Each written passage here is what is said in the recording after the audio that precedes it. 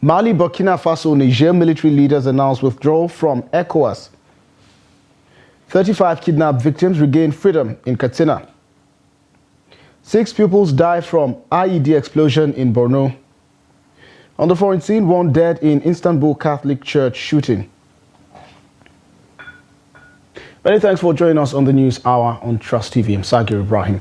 We begin tonight's bulletin with the military regimes in Mali, Burkina Faso and Niger who have announced their immediate withdrawal from the Economic Community of West African States, ECOWAS. The country's military regimes announced withdrawal from the regional bloc on Sunday in a joint statement. Leaders of the 3 Sahel nations issued a statement saying it is a sovereign decision to leave the Economic Community of West African States without delay. The statement read by Colonel Amadou Abdrahman, Niger junta spokesman, said after 49 years, the valiant peoples of Burkina Faso, Mali and Niger regretfully and with great disappointment observe that the ECOWAS organization has drifted from the ideals of its founding fathers and the spirit of Pan-Africanism. Also, the Economic Community of West African States, ECOWAS, said its attention has been drawn to a statement broadcast on the national televisions of Mali, Niger, announcing the decision of Burkina Faso, Mali and Niger to withdraw from ECOWAS. According to the communique, ECOWAS Commission is yet to receive any direct formal notification from the 3 member states about their intention to withdraw from the community. The ECOWAS Commission, as directed by the Authority of Heads of State and Government, has been working assiduously with these countries for the restoration of constitutional order. It said Burkina Faso, Niger and Mali remains important members of the community and the authority remains committed to finding a negotiated solution to the political impasse.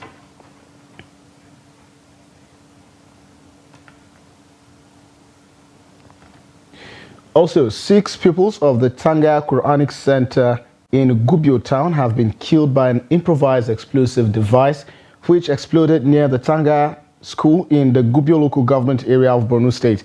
The incident occurred on Saturday when a metal scavenger unknowingly collected and stored various metallic items in a building near the Tanga school. According to information available, the scavenger collected the IEDs, which was abandoned among other scrap metals undetonated, and it exploded at approximately 2 p.m., claiming the lives of the Almajiri children and causing severe bodily harm to others. Metal scavenging had been prohibited in Borno State by Governor Babagana Zulum since July 2023, following reports of alleged vandalism of government facilities in abandoned communities. All right, speaking about the development in Burkina Faso, Mali and Niger, we now have joining us via Zoom at this moment Dr. Abdrahman Abu Hamisu. He is a governance and international affairs analyst. Welcome to the News Hour, Doctor. What do you make of the position of the military junta currently on leaving ECOWAS? Well, thank you very much for having me. As far as I'm concerned, it's about people fighting for the ideas that they believe in. ECOWAS is fighting for the restoration of constitutional order, as they said, and the junta is looking for a soft landing based on what they perceive to be their interest and the interest of their nation. We shouldn't forget the fact that the countries we're talking about are not just mere states or regions that are bordering ECOWAS nations.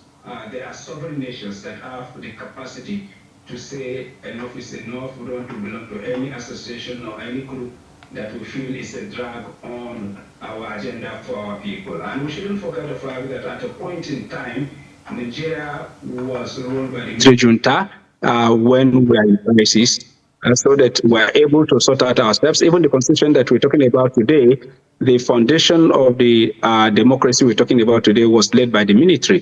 The 1999 constitution was the handwork of the military, so that when we're talking about these issues, nothing is cast in stone.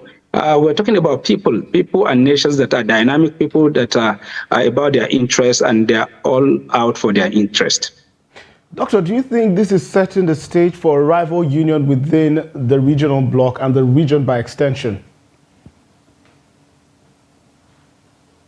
You see, we continue to warn ECOWAS is an association. ECOWAS is not a sovereign nation. Any nation can decide to withdraw its membership when they feel their interest is no longer taken care of. And if you read the statement of the juntas carefully, the statement is an affirmation as well as a recalibration of Pan-Africanism and the spirit of Pan-Africanism. So such a statement will strike a chord with many segments of the society, especially people and nations that want to break away from neocolonialism. Now, ECOWAS must tread carefully because it is in a very dicey situation. The juntas are saying that they are fighting the former colonial master, which is France.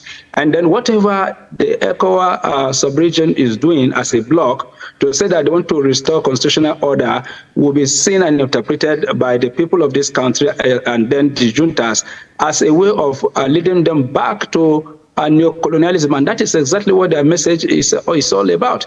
That the ECOWAS that they knew has derailed from the founding fathers' ideals that guided the formation of ECOWAS, which is bringing the ECOWAS sub-region closer and then ensuring that all the vestiges of colonialism and neocolonialism are uprooted from the soils of Africa. And then you have a situation, a very dicey one. ECOWAS is saying that they must restore democracy. And then the junta and the people are saying this democracy is not servicing our interests. It's servicing the interests of our former colonial master, and we have to do away with it. And by the time you come back to say that they have to go back to democracy, it's as if you are asking them to relinquish power and then return their countries to the hands of their former colonial master, which is France. Indeed, Dr. Hamisu, indeed. So would you say the bold step that these nations, the military administrations in Mali, Niger, and Burkina Faso have taken so far would sort of create, awaken the zeal among other nations and perhaps their military and its people to support such uprising? Because, I mean, you remember that the media was awash with videos of citizens of these countries who were openly celebrating on the streets when their democratic government were taking over. So would you call this a strategic position to awaken the spirit among other African nations as at this time? Of course, it's about strategy. It's about strategy. It's about power. It's about what you want to do with power. Now, we have a democracy, for instance, in Nigeria, that has not been working, that has not been servicing the interests of the people. For the first time in the history of this country, under democratic government, we became the poverty capital of the world. Insecurity is really taking a toll on the economy and the lives of the people. The Middle Belt that used to feed the nation has become an enclave of war between the others and the farmers. So wherever you go to in Nigeria, is a democracy that is in crisis. Most of these countries are witnessing the same thing. And then the military struck, and the people are celebrating. And then we are saying that they must return to a constitutional order. The question is it the form of government that matters or the welfare of a people under a government? Who says that it is only democracy that will give people development? We have one-party state in China, and today the Chinese are ruling the world. We are all running to China to beg for aid, and we never rejected their aid. Then what gave them development? We now say they should relinquish it. We have Rwanda.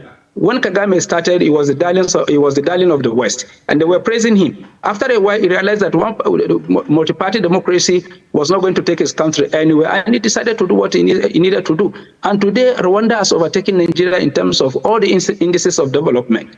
Now, coming to the question you posed, any sensible person, any right-thinking person that is patriotic, that wants the best for its people, will support the position of the juntas that have come together to say, look, this particular ECOWAS is not servicing our interests. It has been turned into the tool of our former colonial masters to inflict injuries on our people, and we will not take that. And because of that, we are pulling out of ECOWAS. And if ECOWAS is not taken, a lot of member states will leave ECOWAS because it is about strategic positioning. Now, they did this so that they can be able to effectively engage with ECOWAS to ensure that nothing is.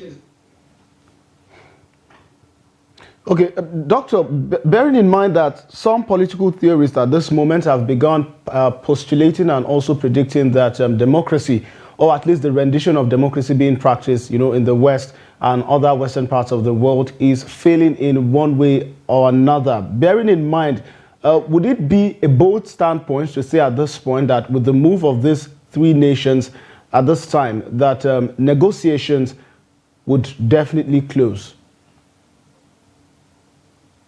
No. I think they did it with an open mind to ensure that there is negotiation. Now, the joke is on ECOWAS. ECOWAS is set up by these three countries for evaluation. And the world is evaluating ECOWAS because they are accusing ECOWAS of derailing from the ideas of the founding fathers. Now, it is only for ECOWAS to say, no, that is not what we are doing. And let them give assurances. If they cannot do that, then the world will understand the fact that actually ECOWAS has become a tool of recolonization instead of a tool for liberation and common good of the people of Africa. So the joke is on ECOWAS and the leadership of ECOWAS.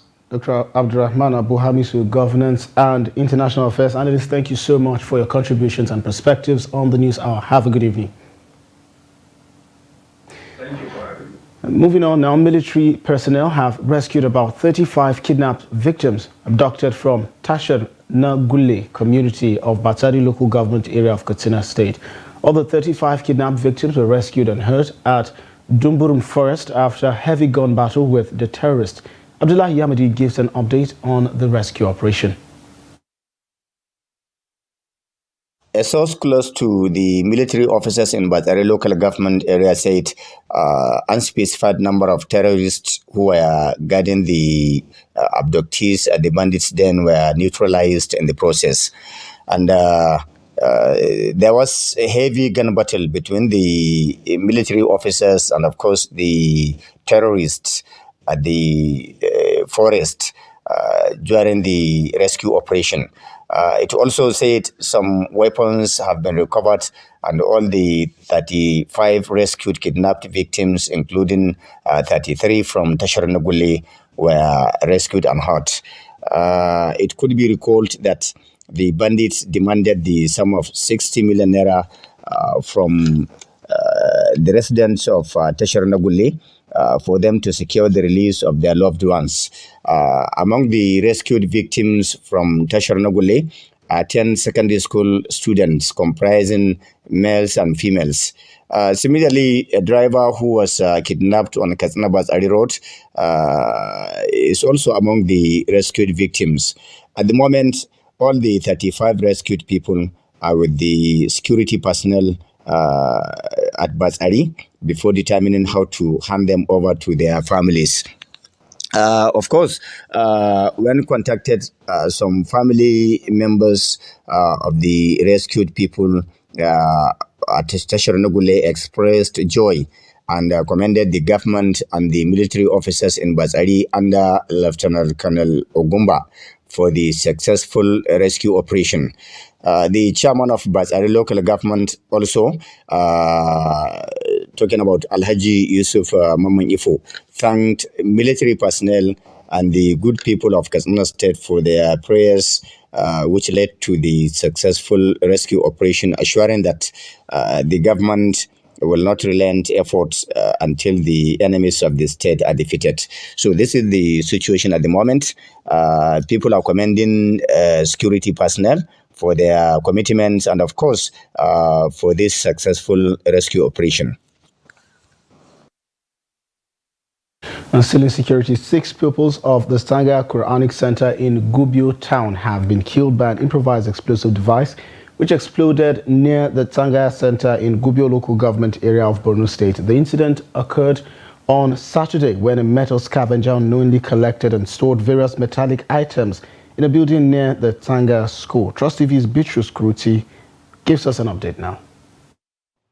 Yes, this afternoon we got in contact with the police public relations officer who confirmed that the incident happened yesterday at 2 p.m., which is in the afternoon on Saturday, and it claimed 6 Almajiri lives in the Gubbio town.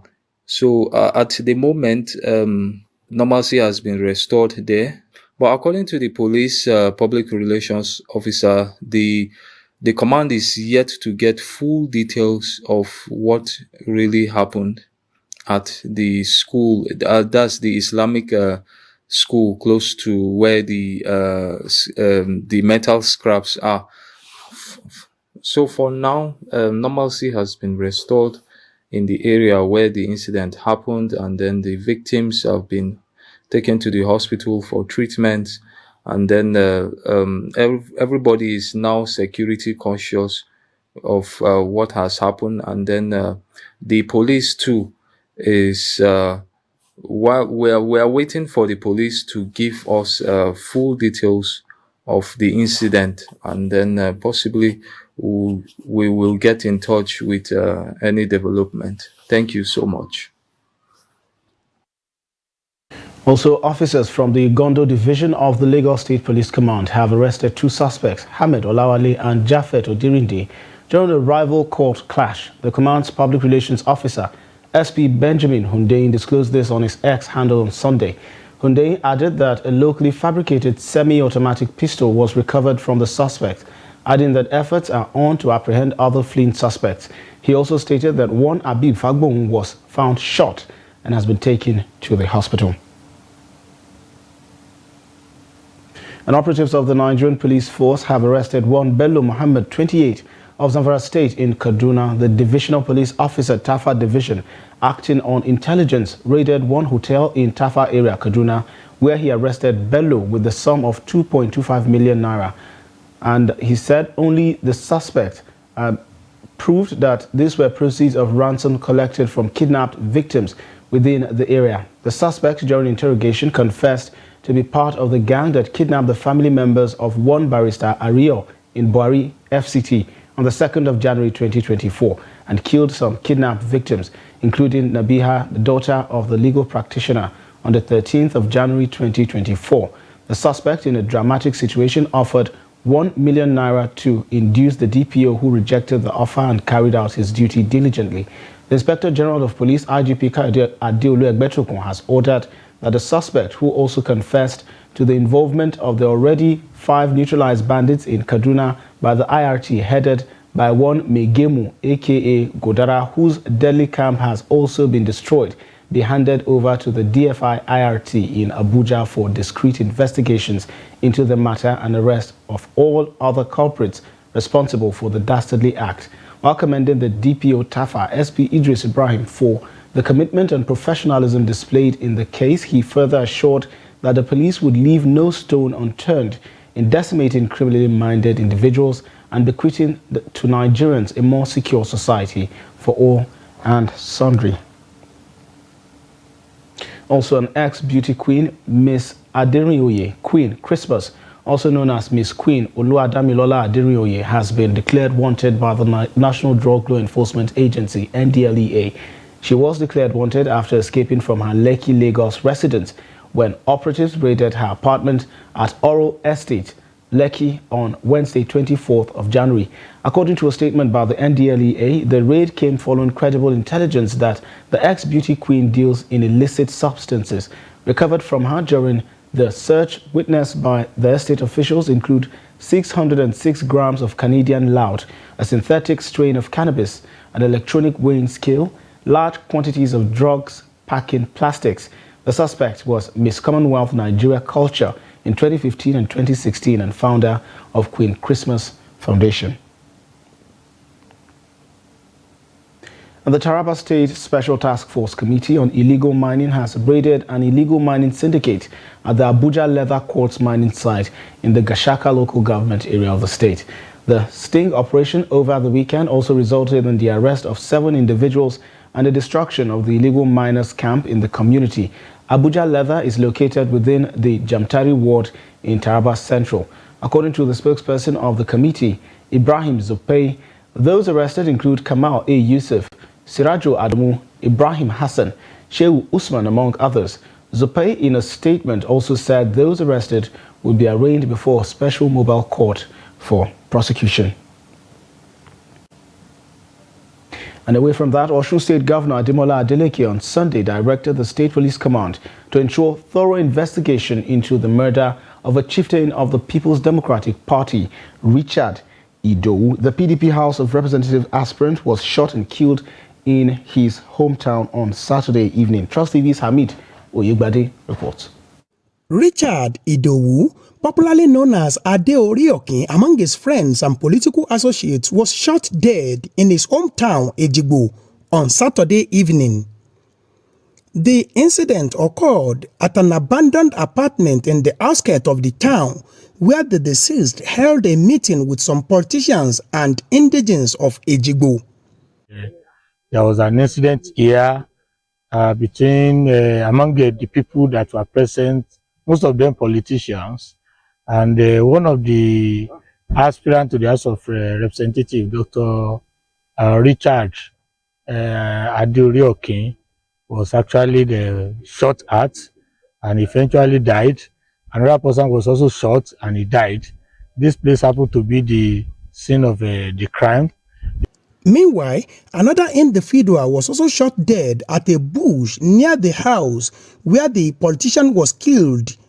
The state governor, Ademola Adeleke, directed the Osun State Commissioner of Police to investigate the matter and fish out the killers. The interim report so far shows that there are 2 casualties. The police has commenced the investigation, and we are waiting the report of that investigation. The governor has actually appealed to the people to remain calm. He has informed the people that affected, the family affected, that no stone will be left unturned to get to the root of this heinous crime. And we believe that justice will be done at the end of the day. So we urge our people to remain calm, not to take law into their hand. One suspect has been arrested by the police in connection with the killings. Hamid Oyegbade, Trust TV News, Osogbo. On to developments on the plateau, the Chief of Army Staff, Lieutenant General Taoreed Lagbaja, on Saturday gave troops deployed to Mangu General area a marching order to end the needless attacks and killings in the area. The Army Chief gave the order at Mangu Mini Stadium while addressing the newly deployed troops in the area. Trust TV's Adru Musa has more on the details.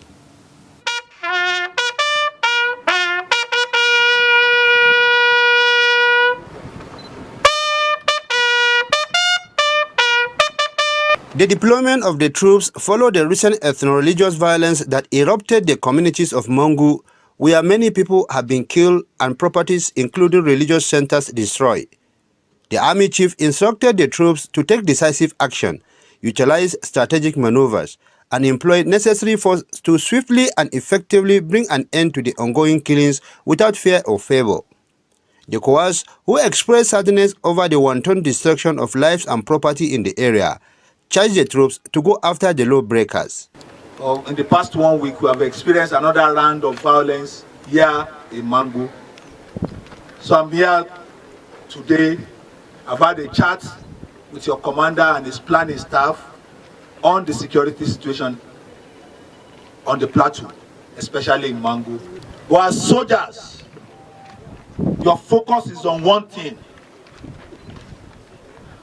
Every lawbreaker must be apprehended. The Coas also assure residents of the area that there won't be any incident of violence again. The military has been on the plateau for some time, and so we need the appearance of other elements of national power to bring a lasting and sustainable peace to plateau. We have said this, we are discussing with other critical stakeholders to ensure that that is done.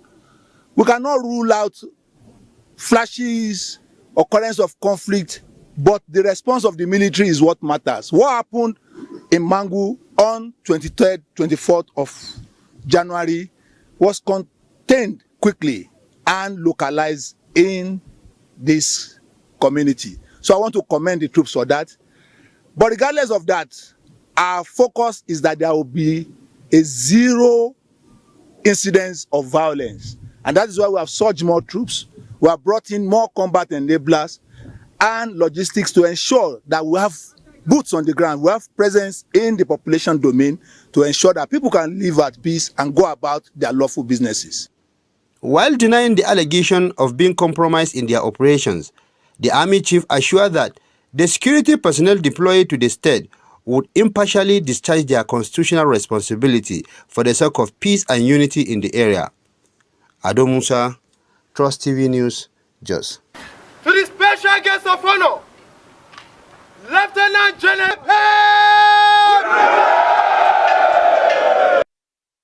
Residents of Bodija in Oyo State have, in their numbers, called on both federal and state governments to expedite action on its relief packages to the victims of Tuesday, 16 January's blast. The residents spoke during the visit of the Minister of Power, Adebayo Adelabu, to the area. The residents and victims of Bodija blast have continued to narrate their experiences 13 days after the incident. Many of them who said that they are yet to recover from what they refer to as a disaster of monumental proportion. On government to fast-track measures put in place to assist victims.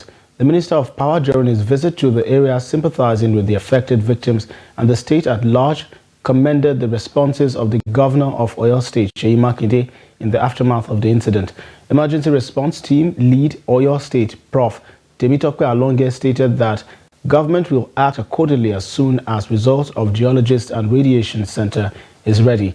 He said victims who were hospitalized are getting discharged except those recommended for surgeries.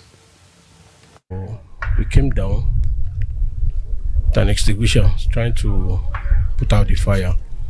We discovered he couldn't handle it.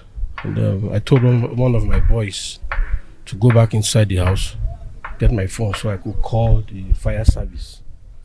Then my other boy was standing opposite the house. Then at that point, I started walking back towards my own house so I could meet up with my boy. I asked to go and bring my phone. I had not taken up to 7 steps when the thing exploded. It was a loud bang, just threw me away like a stone. So I stood in front of the house, opposite the house where the explosives were stored. My brother had gone upstairs to get the phone. My father was walking back a bit to meet up with my brother so he could get his phone from him while he was going. Our neighbors had already gone, shouting that people should come outside, that there's fire, fire, fire, fire.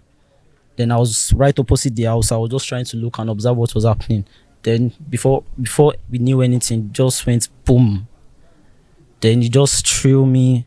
He took my clothes off my body. Then complete silence and darkness. We could not hear voices. We could not see. We could not hear anything.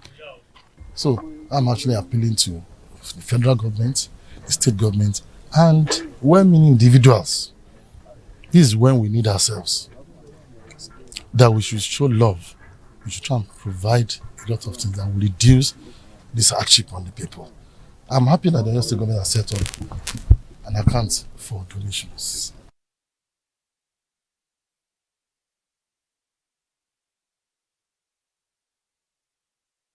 You're watching the news hour on Trust TV. Still to come. Residents raise alarm over skyrocketing prices of drugs. This and of course many more stories after the break. Stay with us. Thanks for staying with the news hour on Trust TV. And we'll look at our top stories again. Mali, Burkina Faso, Niger military leaders announced withdrawal from ECOWAS. And 35 kidnapped victims regained freedom in Katsina. To other stories now, Borno State Governor Professor Babagana Zulum has said he will get rid of terrorism in the state before the end of his administration. He stressed that insecurity has denied economic development in the northern region of Nigeria, hence the need for collaboration to tackle the root cause of the menace. Trust TV's Beatrice Gruzi has more on the details. Northern region and other parts of Nigeria has been taken over by terrorists, bandits and kidnappers. This has affected economic and infrastructure development. The 10th Sir Ahmadu Bello Memorial Lecture provide a platform for stakeholders to recommend solutions. Borno State Governor Professor Babagana Zulum said the root causes of insecurity can be tackled with crusade against corruption, improved funding for education, job creation, and security synergy with traditional leaders, as well as investing in agriculture. The position corroborated by other stakeholders from the north. Road infrastructure is key. Job creation is key. When we are speaking about education, there's one very important thing that we need to understand, which is education that can create wealth. Education that can create employment. Technical and vocational education. We have two major problems in our educational sector. One, the mismatch between our graduates and the labor market. Modernizing agriculture. Modernizing agriculture is extremely critical because not only of food security and the issue of sovereignty, you can never be free where somebody is giving you food. Building the civil service, including the judiciary and being open to the world is number 5. Number 6 is creating credible media to support the above objectives. We have abjugated our responsibilities as agrarian people and waiting for handouts from federal government. This narrative must change. And that is the way to tackle banditry, insurgency through good governance. First, we must strengthen the institution of governance and uphold the rule of law. This requires concerted effort to combat corruption, promote transparency, and ensure that we do not radicalize our people unnecessarily. We recall that President Tinubu stated that securing the country is the first priority of this administration. This commitment has been demonstrated by the allocation of the largest share of this year's budget to the security sector. Still, we are aware that force alone is insufficient to put an end to multiple threats which Nigerians face. Please allow me to state that there is no truth in suggestions that the federal government plans to relocate agencies and institutions of government out of Abuja.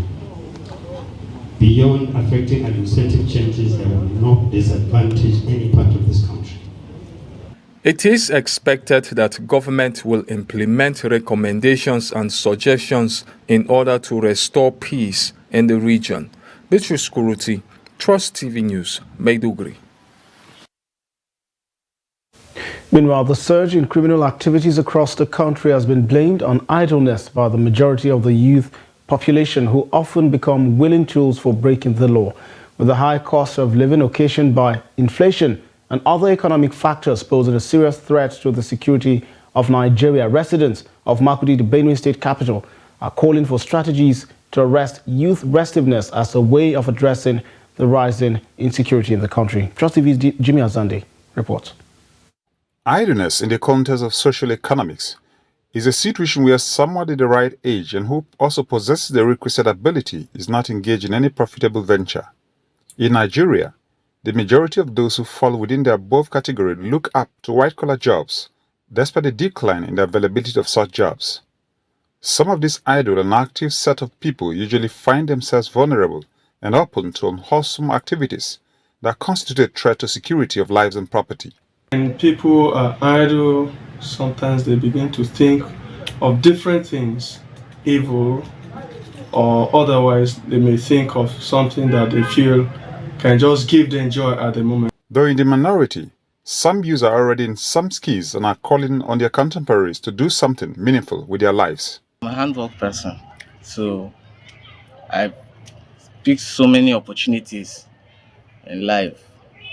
So even my exams, I'm about to register it myself.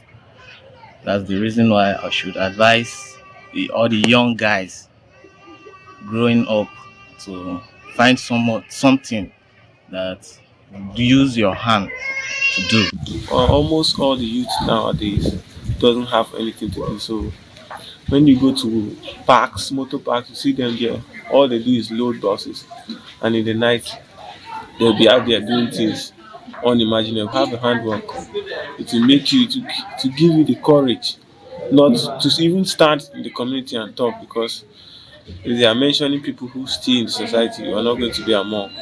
They say with the current economic hardship in Nigeria, only those who have goods and services to offer can fit into the new paradigm. So, but if it depends on people, sometimes maybe you go to them, you will not find anything. So it will not even help you anything, you'll be frustrated. So for you not to be frustrated, it is when you have something doing.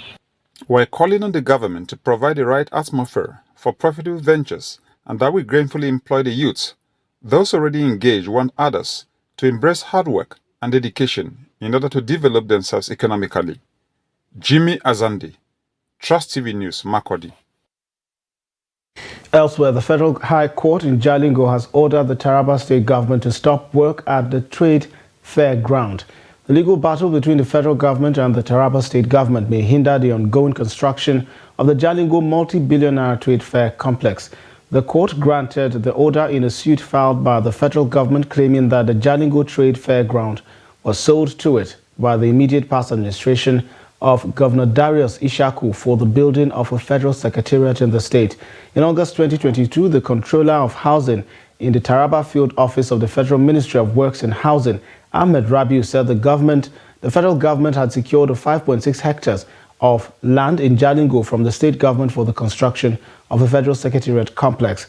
Rabiu said that all the procedures required for the award of the contract were also completed. And meantime, dry season farmers in Bauchi State have again appealed to President Bola Tinubu to urgently investigate the activities of those responsible for the distribution of agri-palliatives to local farmers across the country. They made the appeal while talking to Trust TV amidst the challenges they faced during the distribution exercise recently in the state. Adam Imam has details. Irrigation farmers who cut across the elderly, the young and women all acknowledge that the federal government has planned to help Nigerian peasant farmers through palliatives and farm inputs, but however lamented that such farmers were being shortchanged by the people responsible for reaching the actual farmers. They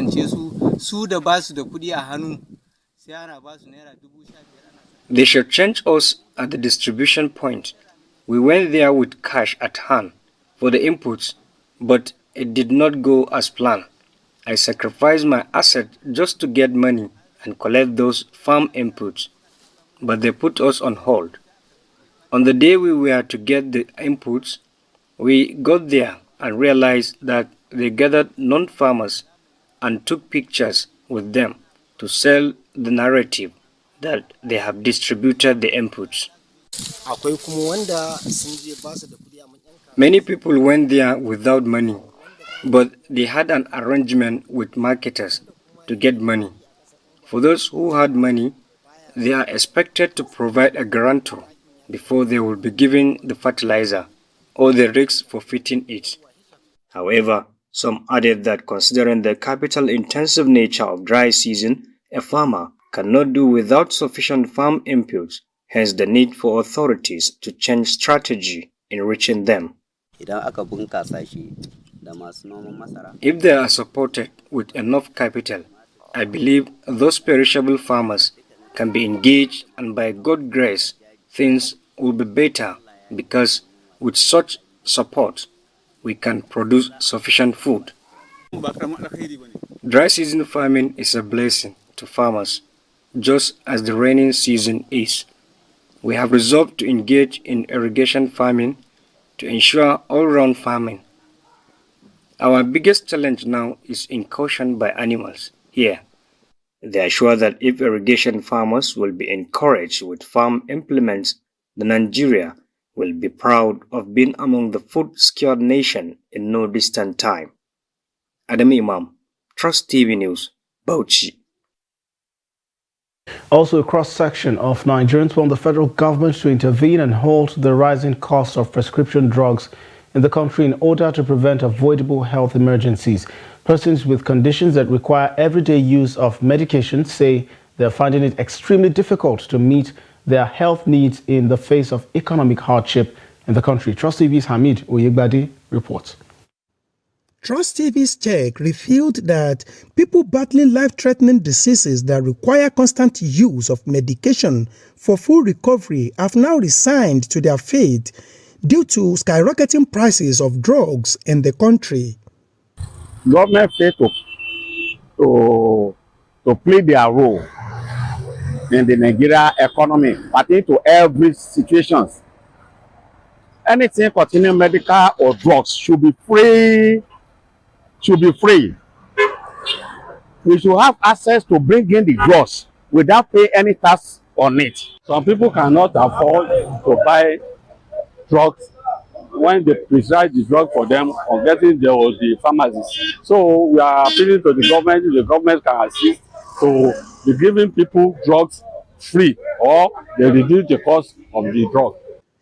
A clinical pharmacist at Zadet Pharmacy, Odiolowo in Osogbo, Osun State, pharmacist Dr. Abdulaziz Adetoyi urged the federal government to intervene and address rising cost of drugs with a view to save lives.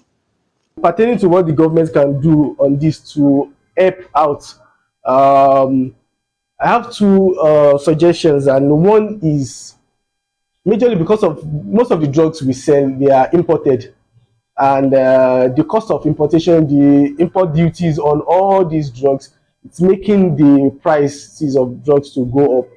And if the government can find a way of lowering the importation duties on especially drugs or active pharmaceutical ingredients, the materials that we use in producing drugs, because even the local companies that are producing drugs here, some of them still have to import the active pharmaceutical ingredients. So reducing the tariff, I think, should really help to reduce the prices of drugs generally.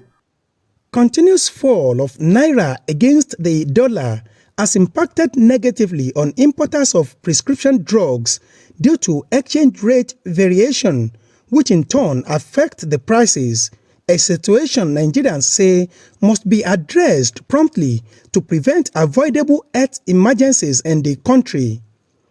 Amid Oyegbade, Trust TV News, Osogbo. And experts in Nigeria's extractive sector have attributed corruption in the sector to lack of transparency and accountability in governance.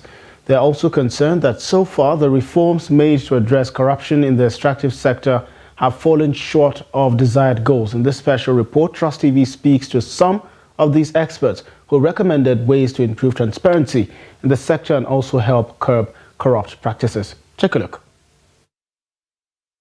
It is estimated that developing countries lose about $1 trillion each year through a web of corrupt activities that involves shady deals for natural resources. Nigeria alone is responsible for 5% of that figure, as the Ministry of Finance in 2017 revealed that Nigeria may have lost as much as around $50 billion annually to illicit financial flows through money laundering, tax evasion, and corruption, often achieved through the use of corporate vehicles.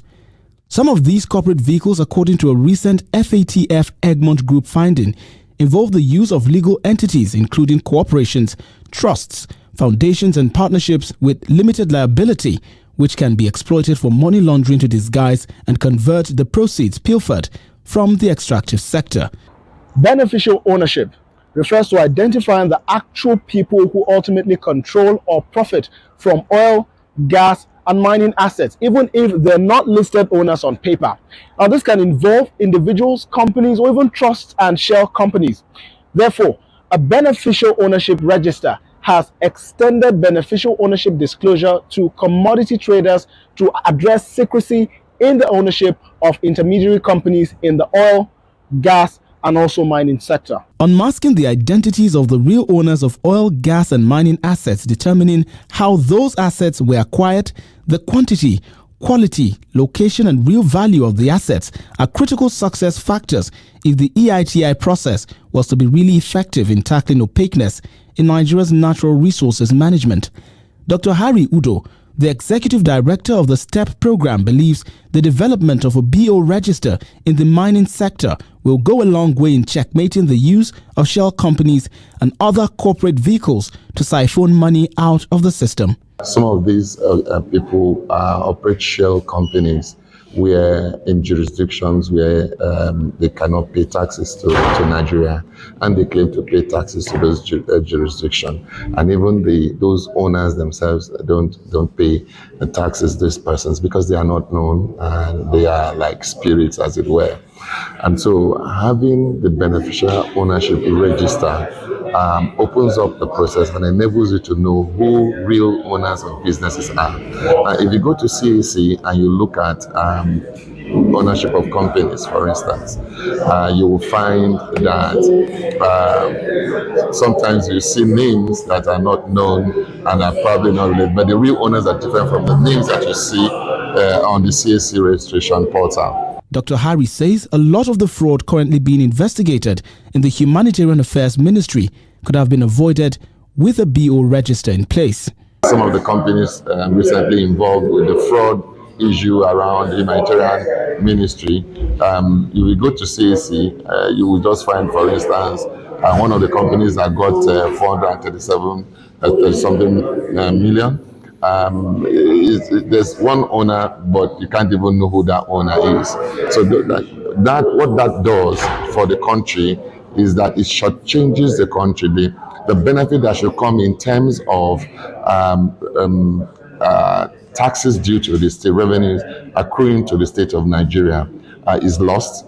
Taxes that should come from the high net worth individuals themselves is lost, and then it becomes a conduit itself for siphoning money and encouraging illegal outflow, of Nigeria's patrimony. Ugochukwu Munachi with the Civil Society Legislative Advocacy Center, CISLAC, explains that the beneficial ownership register will help identify the true owners of companies, especially those implicated in illicit financial flows. The African continent, developing countries actually have been noted to lose about $1 trillion annually, right, to illicit financial flows, tax evasion, and for us, BO is a critical tool for addressing this issue because it's a way for us to identify the true owners of companies, these companies that have been implicated in illicit financial flows. So it helps us to identify the true owners. Meanwhile, the chairman of the Senate and House of Representatives Committee on Upstream, Midstream and Downstream of the National Assembly expressed their commitment to enact essential amendments to the NATI Act, all in a bid to improve transparency. We must get the job done. Nigeria must return back to where we used to be. Our agenda is targeted at introducing key amendments to the Petroleum Industry Act so as to ensure stronger provisions for clean energy transition. We also focus on reviewing the NATI Act to grant NATI statutory powers to implement the findings of their investigation. The experts mentioned unwavering political will, ironclad enforcement, and a united front from government, citizens, and the global community as the way to go to plug loopholes in the interest of the citizens. Sagir Ibrahim. 2 gunmen attacked a Catholic church in Istanbul, turning morning mass into a scene of terror and killing 1 man. The shooting happened at the Church of Santa Maria during Sunday mass at around 11:40 a.m. local time. Turkey's Interior Minister condemned the vile attack and said an investigation has been launched. The motive for the shooting was not immediately clear, but officials have said it looks like a targeted attack. CCTV released by Turkish media shows the moment of the attack. Worshippers were on their feet facing the altar when 2 gunmen came into the back of the church. They appear to be following a man who has just come in dressed in black. After he's shot and fatally wounded, the gunmen calmly leave. The 19th century church sits behind high walls close to a small fish market by the Bosphorus on the European side of Istanbul. The streets around it were closed off by the police.